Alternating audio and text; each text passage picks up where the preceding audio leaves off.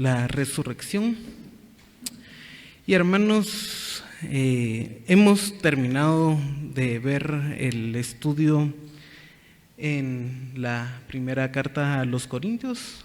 Recordemos que estuvimos estudiando casi que párrafo por párrafo y tuvimos muchas conclusiones, y cada predicación, si ustedes pueden notarlo, llevaba sus propias conclusiones devocionales. Sin embargo, quisiera yo también hacer una conclusión panorámica de lo que nos ha dejado el estudio en la primera carta a los Corintios. Cuando hablamos de las conclusiones, tuve la tentación, les he de decir, que ver qué conclusiones teníamos. Y si son 3 aproximadamente por estudio, y este es el estudio 59, así que serían de estar leyendo poco menos de 180 conclusiones devocionales que podemos tener en el estudio de cada estudio, cada domingo que tuvimos aquí. Y les digo esa cifra, yo cuando pasamos en el capítulo 15 hasta hablé de que era una forma un tanto rápida que estamos pasando por ahí, porque realmente 180 aplicaciones a nuestra vida devocional para una carta, nos quedaríamos cortos. La palabra de Dios nos instruye tanto que eso sería solo las conclusiones que tuvimos durante el estudio de poco más de un año en la carta a los Corintios. Y las Escrituras, hermanos, nos hablan a nosotros, es la revelación de Dios para que podamos cumplir su voluntad. Entonces, debemos de ver cómo comenzamos en nuestro estudio hace un año, qué sabemos ahora y, sobre todo, cómo nos comportamos ahora. Porque si sabemos mucho acerca de la carta, como les digo, fueron 58, este es el estudio número 59. Y después de eso, seguimos en las mismas, como que nos entró por un oído y salió por el otro, porque nuestra vida no cambia. Y eso no es el propósito, hermanos. Debemos de forjar nuestra vida a la vida que el Señor quiere de nosotros. Para eso están las Escrituras. Sin embargo, hoy vamos a hacer algunos temas, otra vista panorámica, y yo creo que cuando hemos estudiado la carta, ahora es casi que un repaso, pero quiero ver algunas conclusiones finales, sobre todo enfocándonos a nuestra vida devocional. Y para eso, pues espero que tengan la palabra de Dios abierta en la primera carta de los Corintios, y vamos a estar tocando los temas transversales como conclusión final de la carta. Y antes de eso los invito a orar. Padre celestial, te alabamos y agradecemos, Señor, el haberte revelado por medio de tu Santo Espíritu, inspirando a los santos hombres de Dios, inspirando concretamente a Pablo para escribir esta carta que nos edifica, nos motiva, Señor, a vivir una vida de santidad. Señor, la naturaleza humana es la misma hace casi 2000 años, y tú, Señor, has dejado esta revelación para que ya sea que estemos en el año 50, 52 o en el año 2024, esto que tú has revelado nos ayude a vivir una vida de santidad, una vida que cada vez se asemeja a ti, al Señor Jesucristo, a lo que tú quieres, Señor, que vivamos.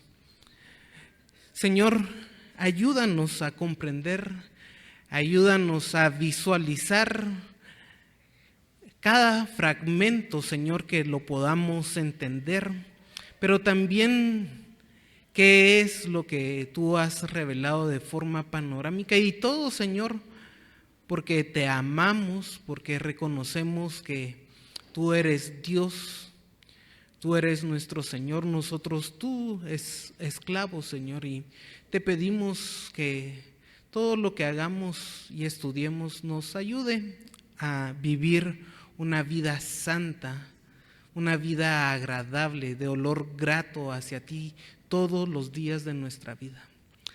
Te alabamos, Señor, y bendecimos tu santo nombre y pedimos esto en el nombre de nuestro Señor Jesucristo. Amén. Entonces, hermanos, debemos de retomar también hace poco más de un año que vimos el inicio de la carta y quiero que retomemos algunos temas. Como les digo, son las conclusiones finales vistas de una forma panorámica. Pero una de las cosas que tenemos es de que esto es una carta práctica y ya lo he mencionado en varios estudios, es una carta práctica. Los hermanos en Corinto tenían conocimiento y un don de conocimiento especial. Ahí en el capítulo 1, versículo 5, Pablo los elogia por el don del conocimiento que tenían. Su vida cotidiana, hermanos, sin embargo, su vida cristiana no se ve reflejada en ese conocimiento que deben de tener los creyentes. Por eso es sumamente importante, hermanos, desde ya solo con la introducción, que el conocimiento que adquiramos lo llevemos a la práctica. Y es que es un tanto difícil decir, bueno, ya estudié las Escrituras, pues entonces ya sé esto, ¿y cómo lo pongo en aplicación? No sé, pero yo ya lo sé. Entonces ese conocimiento solo es información que básicamente puede decir sin importancia.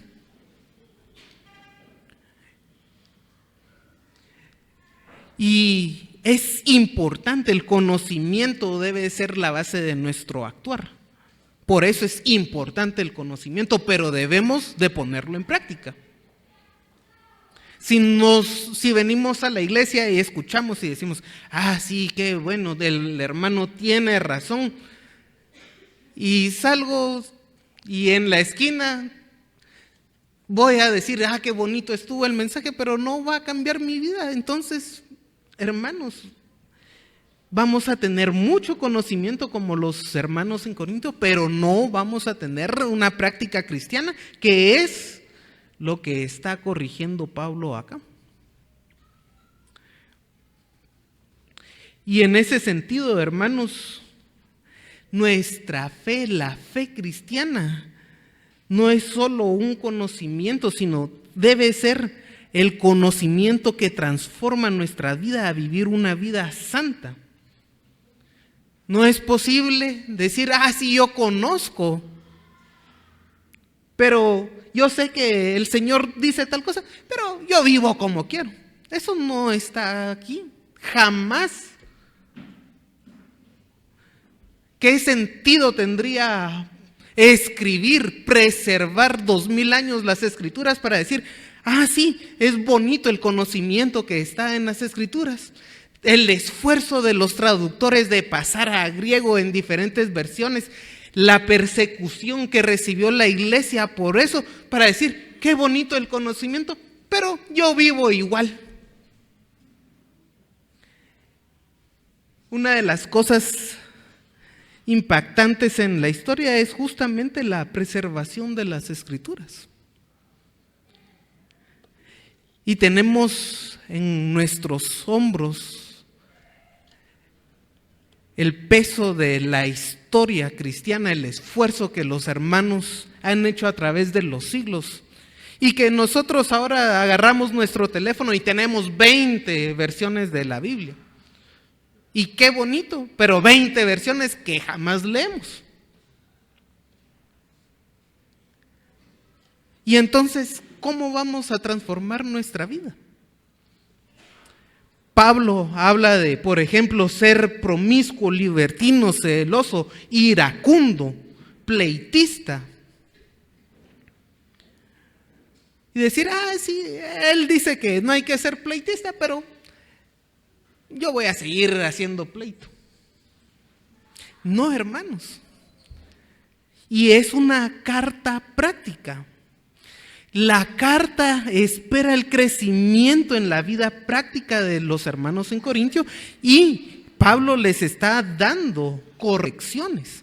Y las Escrituras tienen que corregir nuestra vida. Es más, Pablo en el capítulo 4 les manda a Timoteo para corregir el andar de la iglesia. Si tenemos a siervos del Señor que nos corrigen el camino, hay que apreciarlos. Pero para eso es la exposición de las Escrituras. Ahora, si una persona viene a decir, bueno, yo creo que tal cosa es así, debe ser en base a las Escrituras, si no, no hay base de su corrección. Y hermanos, una de las cosas que la iglesia tenía en Corinto, es decir, todo me es lícito. Como soy creyente, todo me es lícito. El capítulo 6, versículo 12. Todo me es lícito. Yo creo en Cristo. Como me voy a salvar, voy a vivir como yo soy, como yo quiera. No voy a forjar mi carácter a la vida de Cristo. Porque como soy salvo, todo me es lícito. Y es un grave error para nuestra vida creer que soy salvo y hago lo que quiera.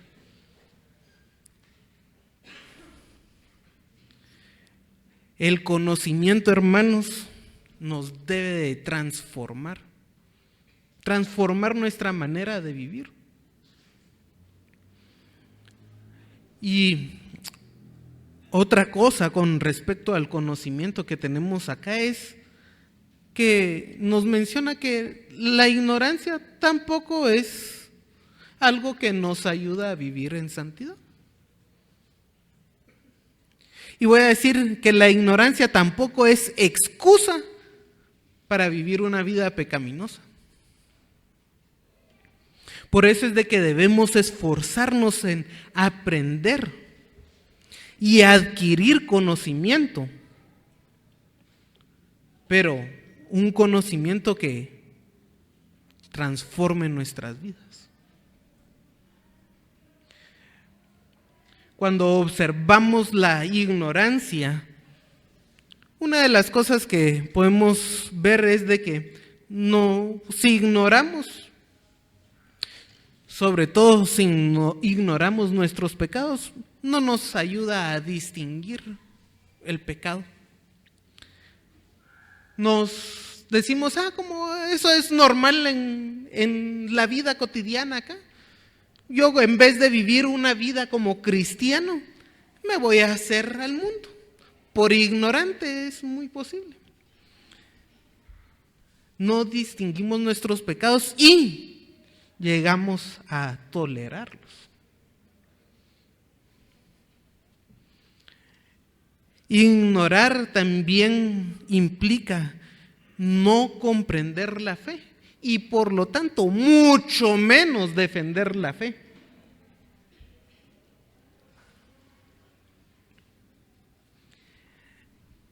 La ignorancia, hermanos, tampoco nos ayuda a madurar. En el 3, 1 al 3 dice: de tal manera que yo, hermanos, no pude hablaros como a espirituales, sino como a carnales, como a niños en Cristo. Os di de beber leche y no vianda, porque aún no erais capaces, ni sois capaces todavía, porque sois carnales. Y habiendo entre vosotros celos, contienda, disensiones, ¿no sois carnales y andáis como hombres? Pablo no les pudo hablar como personas maduras en el espíritu, sino que como bebés, dándole leche. Y el crecimiento, hermanos, cuando nosotros estamos en el proceso de crecimiento, es conocimiento que transforma nuestra vida, y en dependencia del Espíritu Santo seguimos trabajando en nuestro conocimiento. Porque una mente carnal no va a seguir conociendo. Una mente carnal no va a comprender las Escrituras. Es otra cosa que nos lo dice Pablo en el capítulo 2 y veremos más adelante. El conocimiento de ellos, hermanos, son niños, pero hay una cosa muy importante que nos da el ejemplo de los hermanos en Corinto. En efecto, Pablo no les pudo hablar como personas maduras, sino como bebés en el espíritu. Pero algo que debemos de notar, una buena característica de la iglesia de los hermanos en Corinto, es que ellos buscan las respuestas de Pablo. Ellos envían cartas, buscan las respuestas. Cuando Pablo habla hay algunas frases, por ejemplo, acerca de, desde el capítulo 7, acerca de, por ejemplo, desde el capítulo 7 comienza a repetir eso porque está dando respuesta, pero uno de los que veo acá cerca es en el 16:12, acerca del hermano Apolos. Es una pregunta acerca del hermano Apolos que está dando respuesta. En el capítulo 1 nos habla de que ellos enviaron a los hermanos a buscar a Pablo y daban informes. Entonces, lo que observamos acá en Corinto es de que en efecto ellos conocían, y su conocimiento parecía lo que un niño en general no maduro tenía, pero buscaban el crecimiento espiritual.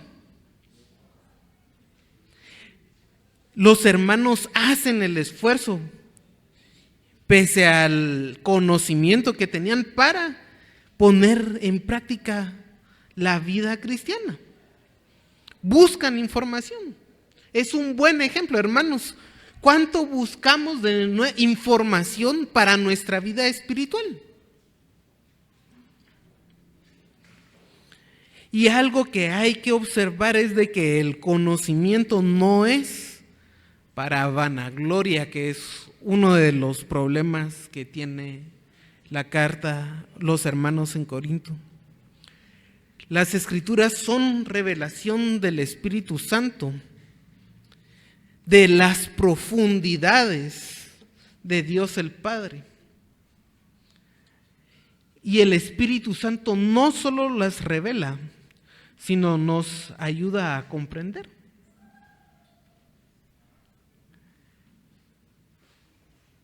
Estamos viendo en el capítulo 2, nos habla de esa revelación, que no es con palabras de sabiduría humana, sino es de las profundidades de Dios.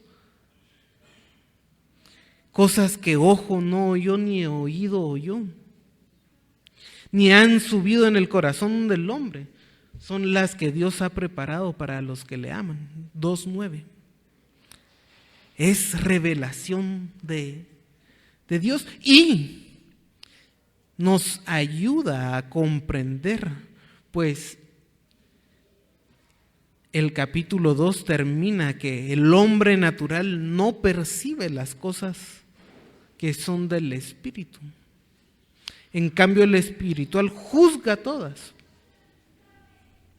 Nos ayuda a comprender el Espíritu Santo. Entonces, ¿de qué podemos gloriarnos en la vida cristiana y en la vida general?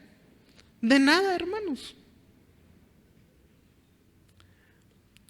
Durante la carta, y yo creo que durante el estudio, una de las palabras que más hablé al principio es el orgullo que tenían los hermanos en Corinto, la vanagloria que tenían los hermanos en Corinto. El orgullo de creerse los más sabios, capítulos del 1 al 4. El orgullo de no querer servir bien. El orgullo de no valorar el servicio de los otros. El orgullo de no quererse sujetar a las instrucciones. Si hay una instrucción de liderazgo de la iglesia, no me voy a sujetar. El 16:16. Pero todo el servicio nos habla en el capítulo 12 al 14. ¿Por qué no quieren servir? ¿Por qué no valoran el servicio de otros? Por orgullosos.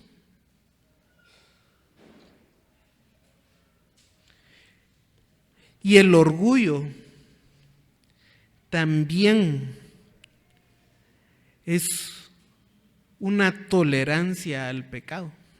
Eso es lo que ha llevado, lo observamos en los capítulos 5 al 7. Decir, eso es lo normal, nosotros somos súper tolerantes aquí. Justo, no sé por qué es tan similar al año 2024 de la tolerancia orgullosa, y somos orgullosos porque toleramos el pecado. Y la iglesia encaminada a ese orgullo.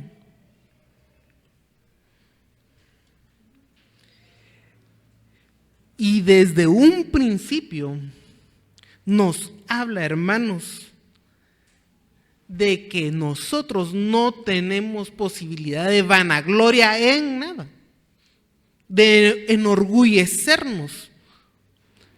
Todo es dádiva de Dios.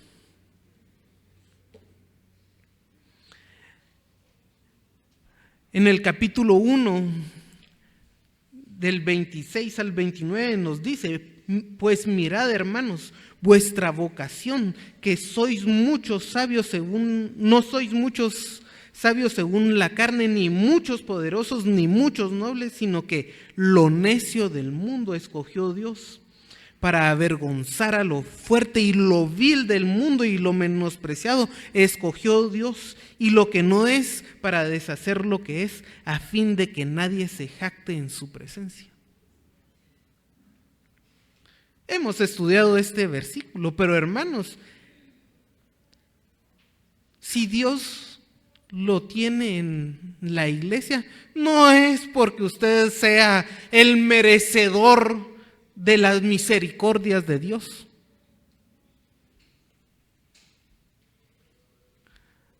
De manera similar, Moisés le habla al pueblo de Israel. Pero dice, lo débil del mundo, lo vil, lo menospreciado escogió Dios, a fin de que nadie se jacte en su presencia. No podemos jactarnos en la presencia.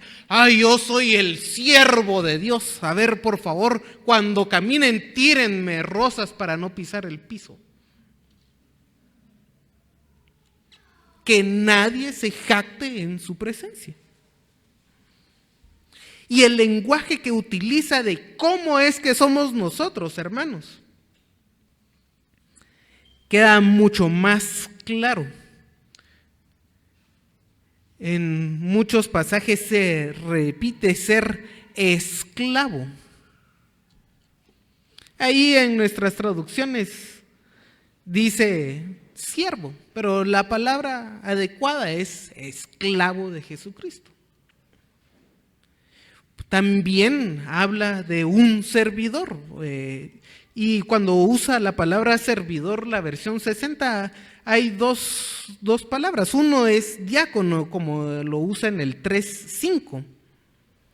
Y un diácono era alguien que servía las mesas. No estaba haciendo la voluntad propia, sino sirviendo como era debido. Otra palabra de servidor, que la traduce la versión 60 como servidor, es el remero. Aquel que iba en el barco remando a las órdenes del capitán. Y hermanos, esa palabra remero no es una palabra que nos diga, ¡ay, qué orgulloso el remero! Es el remero del más bajo nivel. Aquel que no miraba la luz.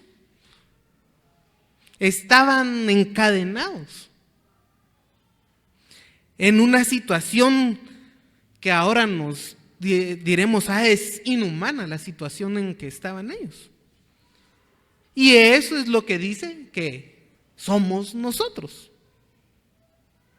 Donde no hay jactancia de que somos salvos.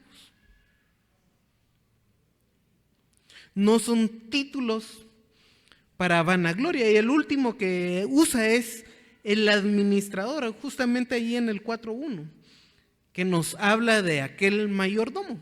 Y un mayordomo, hermanos, como José, que era un esclavo que tenía una mayordomía.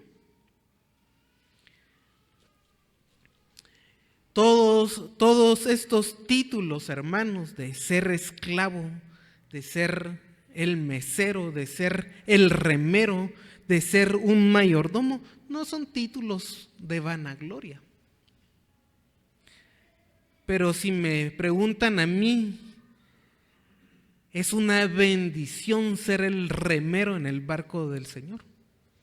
Aún cuando, como les digo, esa palabra parece un lugar inhóspito, inhumano, pero es una bendición servir al Señor. Pero no para jactancia. Como les digo, el orgullo era para creerse más que los demás. El orgullo era de no servir. El orgullo no era de no valorar el servicio, de no quererse sujetar a las instrucciones, y el orgullo en tolerar al pecado. Pero no hay tal cosa en la vida cristiana. No debe de haber tal cosa como enorgullecerse. Y otro tema que tenemos acá, que hemos visto, es el servicio. El servicio que comienza con la manifestación del Espíritu Santo para el provecho de la iglesia. El capítulo 12 habla mucho acerca del servicio, pero vamos a algún texto, el versículo 7. Cada uno les da la manifestación del Espíritu para provecho, para el provecho del cuerpo de Cristo, que es la iglesia. Si es creyente, si ha creído en Cristo, ya ha recibido al Espíritu Santo, que es un sello. Pero el Espíritu también da dones para que los podamos ejercer. Es una dádiva que podamos ejercer y trabajar. Es una dádiva de Dios que podamos trabajar en la iglesia. Y dice, a cada uno le es dada la manifestación para su provecho. Si usted es creyente, no puede decir, es que el Señor no me dio a mí ningún don.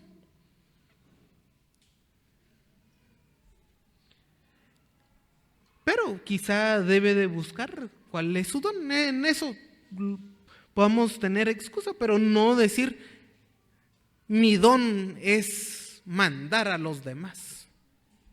El orgulloso. Otra vez cayendo al orgullo. Mi don es ver cómo los demás trabajan y yo acomodarme bien en la silla. Eso no es un don, hermanos. Busque su don porque cada uno le es dada una manifestación de Dios. Y hay diversidad de dones, aunque haya un solo espíritu y una sola iglesia que se edifica en esa diversidad. El 3:6 dice, yo planté, Apolos regó, pero el crecimiento lo ha dado Dios. Así que ni el que planta es algo, ni el que riega es algo, sino Dios que da el crecimiento.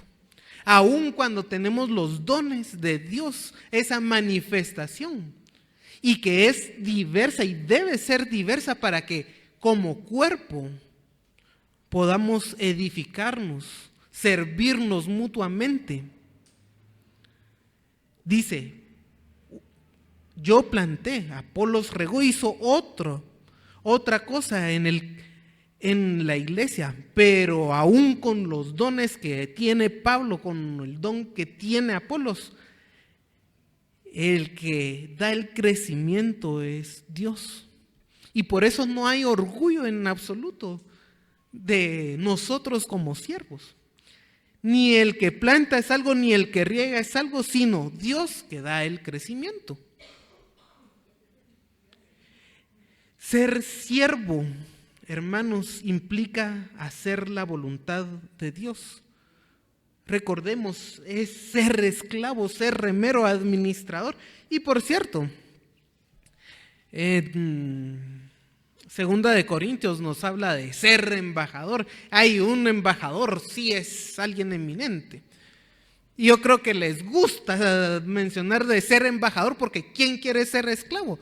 Y no tenemos que tener ese orgullo. Ser embajador implica representar, hacer lo que Cristo quiere que hagamos. Tampoco hay orgullo en eso. Y hermanos, no hay orgullo porque Él nos capacita para hacerlo. No es que yo de mi propia carne voy a hacer algo, sino es la capacidad que el Señor nos da.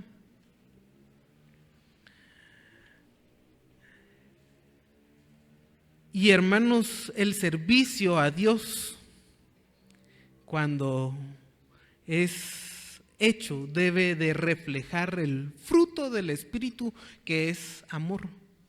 Si Él nos ha dado una dádiva que son los dones para que sirvamos, el servicio debe de reflejar esa dádiva, debe de reflejar el fruto del Espíritu, que es amor. Y ese amor, hermanos, debe ser percibido por las personas que nos rodean, por nuestros hermanos. En 1 Corintios 13 nos habla del amor, y cuando oímos el amor que tenemos acá a veces, y generalmente lo usan mucho para las bodas, ese capítulo, y no está hablando del amor de cónyuges, está hablando del amor que debemos de tener en el servicio con nuestros hermanos en la iglesia. Y claro, si yo tengo ese servicio, ese amor por mis hermanos en la iglesia, ¿cuánto más lo debo de tener en la casa? Como aplicación está bien, pero nos dice, si yo hablase lenguas humanas y angélicas y no tengo amor, vengo a ser como metal que resuena o címbalo que retiñe.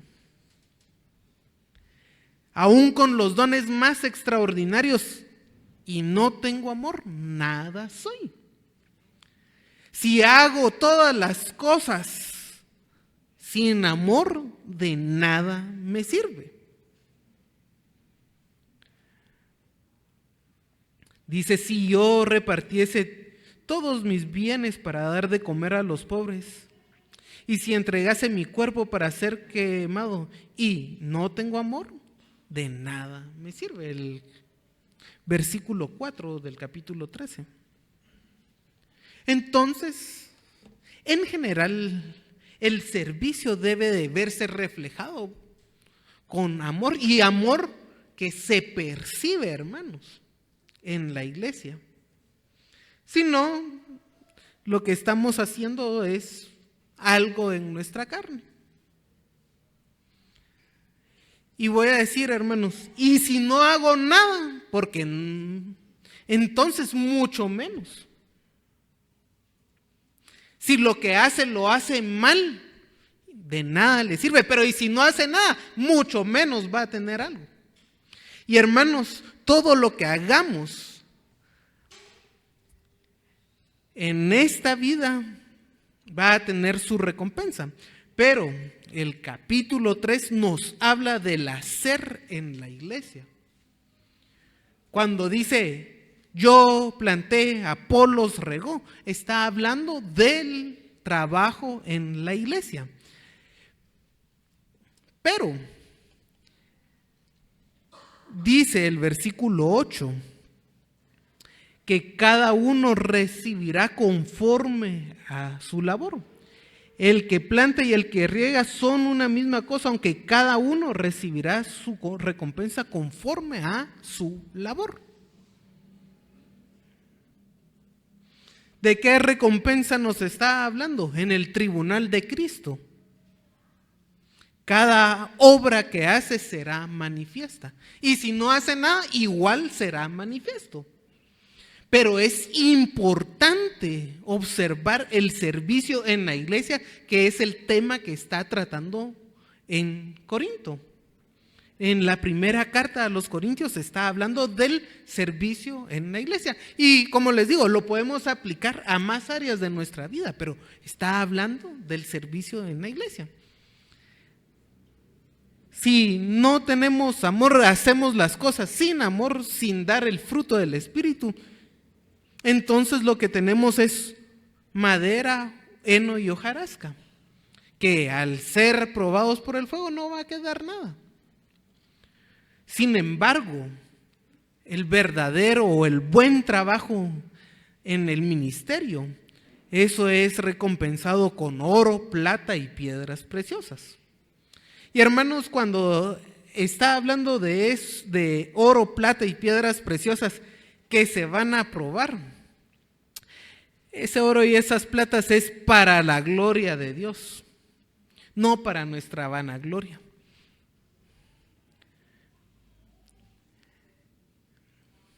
Pablo termina la carta llamándonos al trabajo en el ministerio.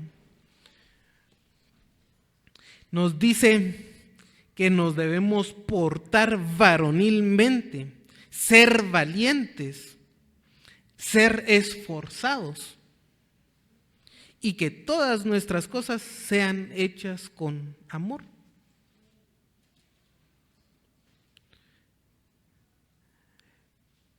Todas nuestras cosas sean hechas con amor, con valentía, con esfuerzo.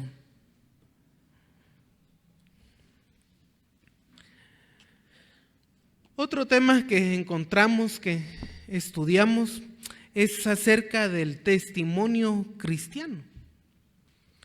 Un testimonio cristiano que primero los hermanos a quienes servimos con amor deben dar cuenta de ello. El tema que traza la carta es el trabajo en la iglesia, y hablamos del servicio, y eso se revela o se da a conocer a los hermanos a quienes servimos. Dentro de la iglesia nos habla de que la iglesia requiere unidad, que nosotros dependemos los unos de los otros para el crecimiento. Capítulo 12, versículo 21. Ni el ojo puede decir a la mano, no te necesito, ni tampoco la cabeza a los pies, no tengo necesidad de vosotros. Todos necesitamos de las personas que nos rodean. Y hermanos, cuando decimos, no te necesito, estamos dando un mal testimonio, un mal comportamiento en nuestra vida cristiana. Y dentro de la iglesia es importante observar nuestra vida cristiana. Eso que es hasta a veces un poco redundante decirlo, pero voy a decir que esa vida cristiana que venimos a dar aquí, a reflejar, no debe de ser una vida enmascarada. Muchas veces cuando venimos a la iglesia, sí, aquí venimos como santos, pero fuera de ella, quien nos viera. Debemos de ser honestos en ese sentido. Y no es porque nos vengamos a portar mal a la iglesia, no. Debemos de portarnos bien en la iglesia y fuera de ella. Pero necesitamos a los hermanos, un testimonio de la necesidad de los hermanos y de portarnos adecuadamente. También tenemos el testimonio fuera de la iglesia. Y para los testimonios fuera de la iglesia, Pablo hace correcciones porque la iglesia estaba portándose mal. Y hasta los gentiles, aquellos incrédulos, miraban el mal testimonio de la iglesia. Y de eso trata el capítulo 5 por completo. Dice, se oye que hay entre vosotros fornicación y tal fornicación que ni aún se nombra entre los gentiles. Se están portando tan mal que hasta los incrédulos se escandalizan de lo que hacen dentro de la iglesia. Y el capítulo 6, la primera parte del capítulo 6 nos habla de los litigios entre los hermanos.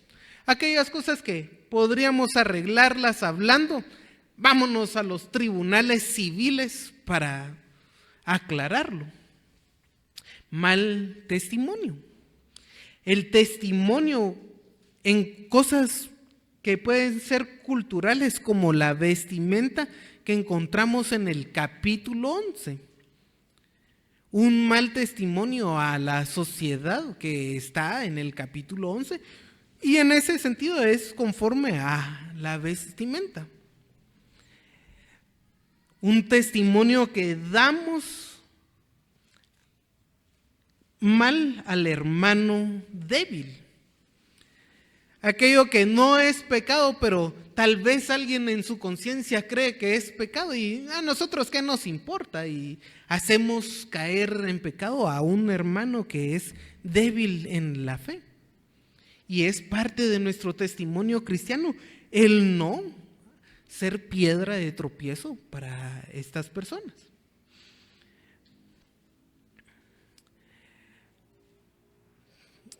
El testimonio cristiano, hermanos, a veces debe de ser de abnegación o limitación de nuestra propia libertad, de mi propia libertad, cuando yo no estoy haciendo algo malo, pero limito mi libertad en pro de la conciencia del débil.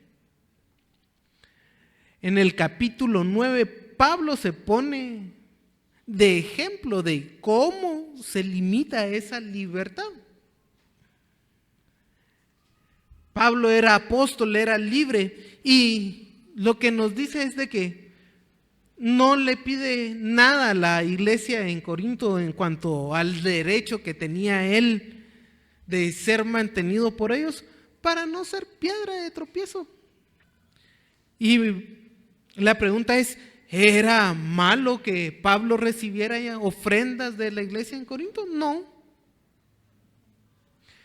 Pero él limita su libertad para que ellos no tropiecen por darle ofrenda.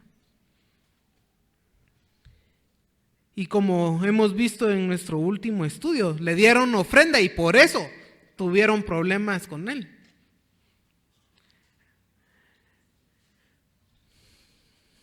Así que tenemos un testimonio de abnegación, de limitar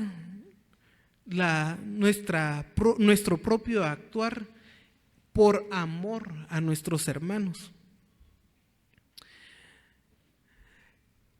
El 10:31 al 11:1 dice: pues si coméis o bebéis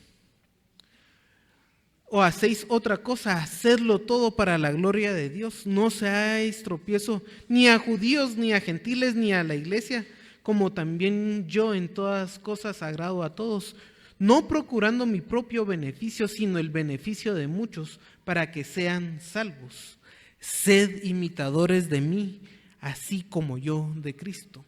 Y en esto se resume el testimonio que debemos de tener en nuestra vida cristiana. Todas las cosas, por muy cotidianas que son, como comer o beber, debemos de hacerlo para la gloria de Dios.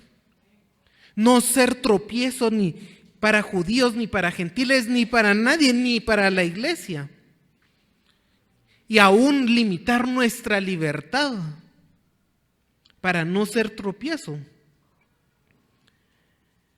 Y procurar el beneficio de muchos. Y lo que dice Pablo, así, ese comportamiento es imitación de Cristo, quien es nuestra meta, el ejemplo a seguir. Y claro, dice Pablo, sed imitadores de mí, porque Pablo es un imitador de Cristo. Nuestro testimonio como en la vida cristiana debe ser que podamos decirle a los hermanos, sean imitadores de mí porque yo imito a Cristo. Esa debe de ser nuestra meta, hermanos, en cuanto al testimonio que tenemos como cristianos. Pero podemos decirle a un hermano, imítenme a mí porque yo estoy imitando a Cristo.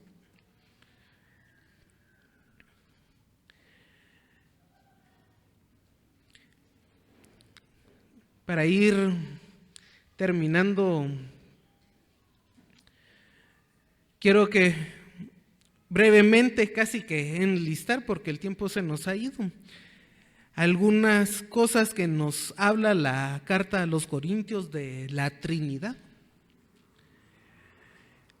A Dios el Padre lo vemos como un Dios que no se puede comprender, como un Dios que no tiene acceso, pero que se revela por medio del Espíritu Santo y por lo tanto podemos comprenderlo. Eso lo tenemos en el capítulo 2. Un Dios que se revela, de lo cual sin esa revelación no tendríamos ni idea, hermanos, de quién es Dios. Dios también es un Dios de orden y no de tumulto, no de desorden. Dios, el Padre, es un Dios de paz. Y donde hay guerra, donde hay riña, donde hay celo, donde hay contienda, no estaríamos reflejando ese carácter de Dios. Dios es un Dios que planifica y ejecuta según su plan, aún con lo más inesperado, porque en lo inesperado muestra su poder y su misericordia. Cuando hablo que Dios planifica y ejecuta su plan, lo podemos observar en el capítulo 15, que nos habla que Cristo murió, fue sepultado y resucitado conforme a las Escrituras. Es un plan divino, hermanos. No es que pasa la historia y Dios se va acoplando a la historia. No, es un plan divino el que tenemos, que Él ejecuta. Y lo ejecuta aún con lo más inesperado. Ya hemos hablado que lo débil escogió Dios para avergonzar a lo fuerte. Y así muestra su misericordia. El Señor Jesucristo, como hemos visto en el 11:1, es alguien digno de imitación, es nuestra meta a imitar. El carácter de Jesucristo, la comprensión de Jesucristo es nuestra meta como cristianos. Del Señor Jesucristo se habla como nuestro Señor, y eso implica que nosotros somos sus siervos, somos sus esclavos. Hacemos la voluntad de nuestro Señor.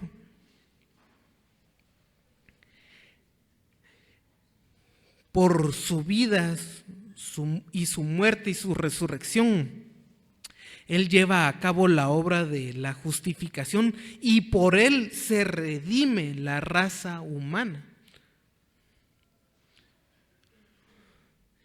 Y esa muerte, sepultura, esa resurrección, esa redención que hemos tenido en nuestro Señor Jesucristo, eso es lo que debe de impulsarnos a nosotros a vivir una vida grata a Él, a vivir una vida que sea un testimonio de que somos esclavos de Jesucristo, a vivir una vida de servicio en la iglesia, a vivir una vida de amor. Eso es nuestro Señor Jesucristo en esta carta. Y la obra del Espíritu Santo, quien nos revela las profundidades de Dios el Padre a través de las Escrituras. Y no solo las revela, sino que también nos la ilumina. El Espíritu Santo nos da dones para el ejercicio en nuestro ministerio, para que vivamos una vida agradable a Él y que podamos crecer como iglesia. Él habita en cada individuo. Capítulo 6, versículo 19. En cada individuo habita el Espíritu Santo, pero también como iglesia, como una congregación que somos, aquí habita el Espíritu Santo. Eso lo encontramos en el 3, 16 y 17. En general, hermanos, todas las cosas, todas las acciones serían imposibles si el Espíritu Santo no habitara en nosotros. Sería imposible que las acciones que hagamos fueran gratas a Dios si el Espíritu Santo no habita en nosotros. Todas las actitudes que tenemos con los hermanos en Corinto son grandes contrastes entre el espíritu y la carne. Ellos tenían pleitos, celos, contiendas. Y justamente, hermanos, eso es andar en la carne, es una obra de la carne. Nos habla de que el fruto del Espíritu es amor, gozo, paz, paciencia y que deben de actuar en eso, porque es fruto del Espíritu. Entonces, el Espíritu hace que podamos vivir una vida a Él y dependemos del Espíritu. Donde en Corinto observamos en el capítulo 7, donde hay promiscuidad, donde hay libertinaje, eso es justamente una obra de la carne. Ahí los hermanos no estaban actuando en el Espíritu. Y es contraste. Y si observamos esas actitudes que Pablo está corrigiendo, hermanos, en toda la carta, son las obras de la carne que son manifiestas. Y la corrección es que andemos en el Espíritu y no satisfagamos las obras de la carne. Relacionando Gálatas 5 con toda la carta a los Corintios.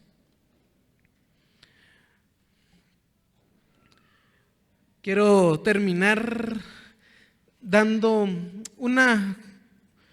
el tema con algunos problemas de interpretación y aplicación que tuvimos o que hay en la carta. Unos problemas de aplicación que se dan en la iglesia comúnmente es sobre el uso del gobierno civil. Como en el capítulo 6 nos habla de no llevar al litigio.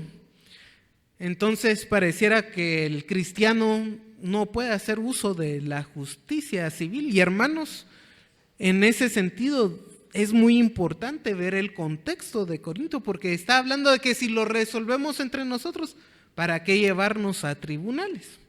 Pero el gobierno civil es una institución dada por Dios para justicia. Voy a decir que es para justicia.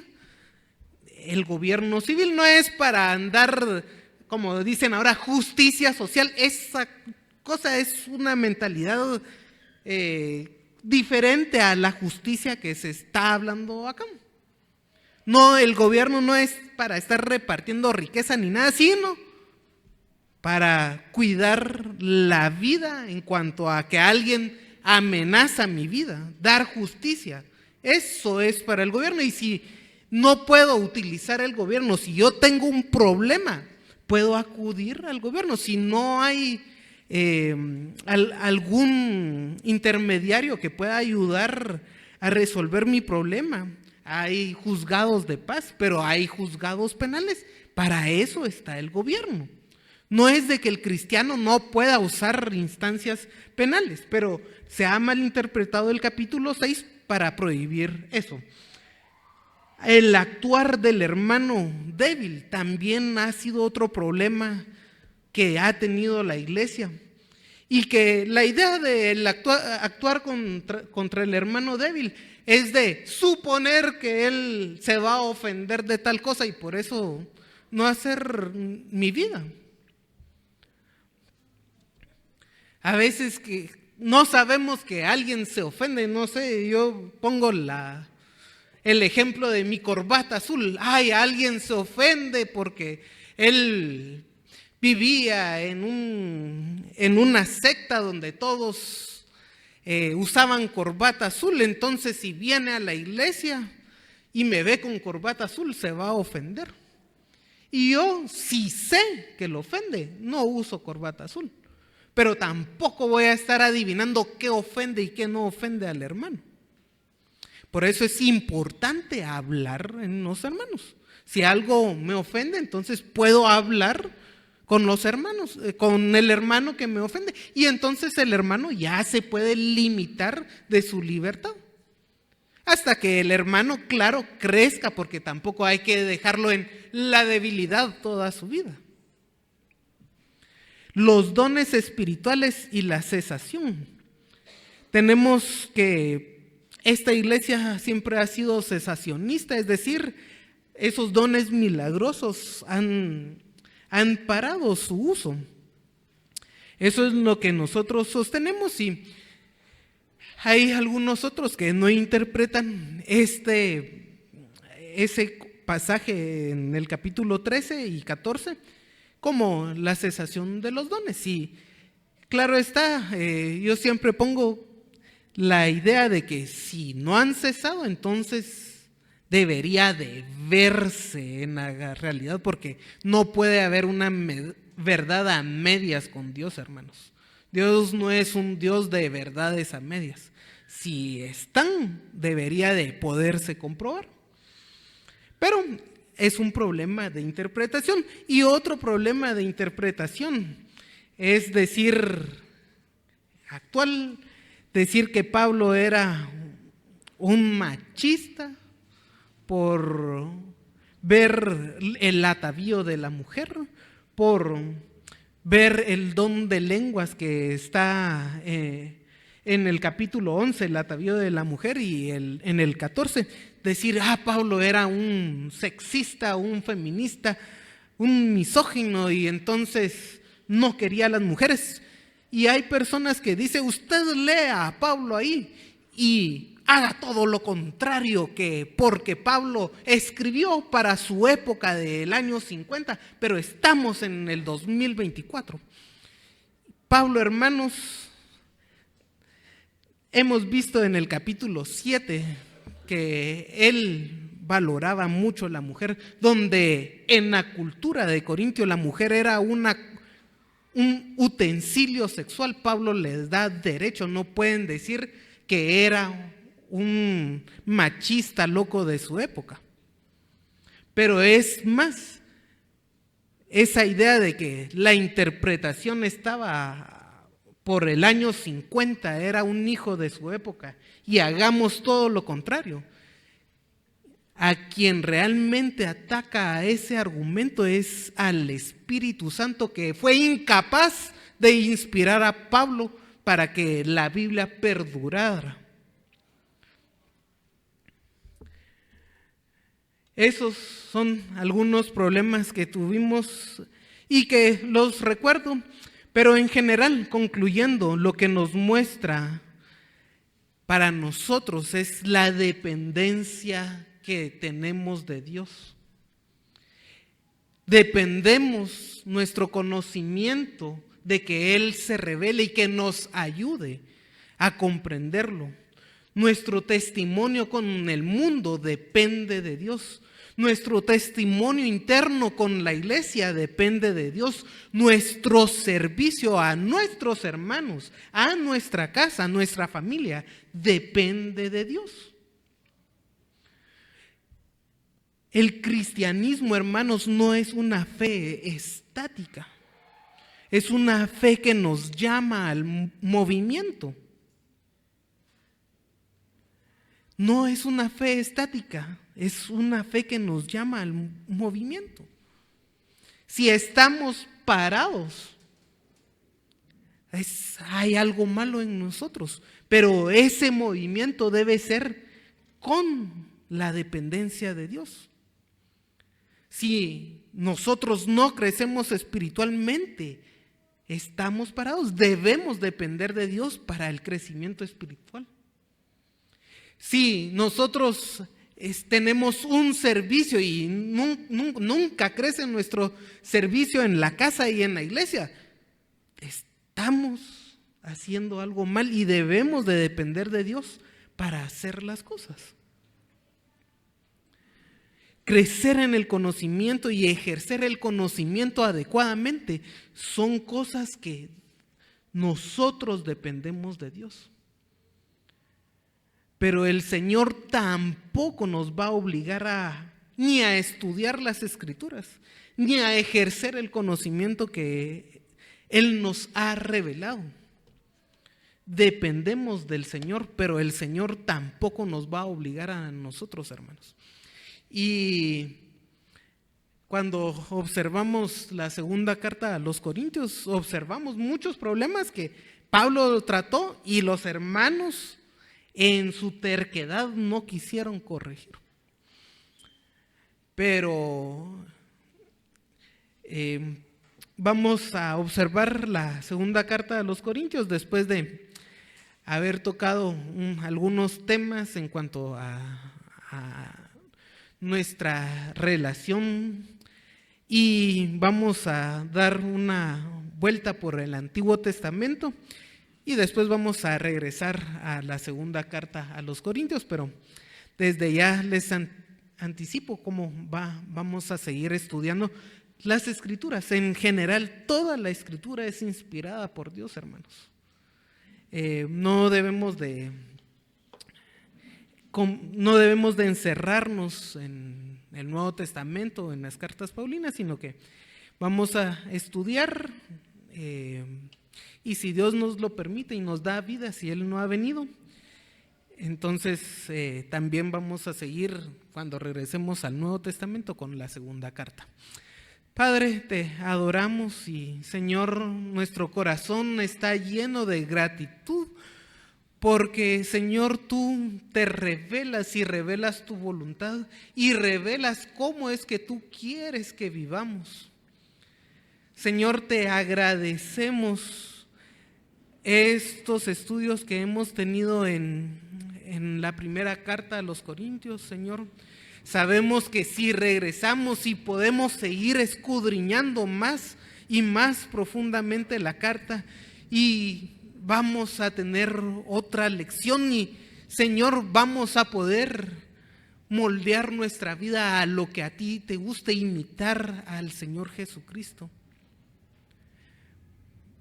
Pero ayúdanos a poner en práctica estos 58 estudios, 59, Señor, que hemos tenido, que no sean solo información, no sea solo un vano palabrerío de estar leyendo las Escrituras, sino que podamos comprender y que eso transforme nuestra vida, Señor.